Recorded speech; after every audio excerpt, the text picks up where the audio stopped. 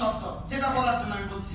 আল্লাহ তাআলা বলেন, শুনো, আসাবনা আলাইহিম রাব্বুকা সাওতা আযাব, আসাবনা আলাইহিম রাব্বুকা সাওতা আযাব। আপনি কি দেখেন না আদ জাতি, দেখেন না সামুদ জাতি, দেখেন না ফিরাউন, আমি রব তাদের উপরে কিভাবে আযাবের চাবুক কষিয়ে লাগিয়েছি। সাওতা মানে চাবুক, সাওতা মানে কি? চাবুক বুঝেন তো? চাবুক।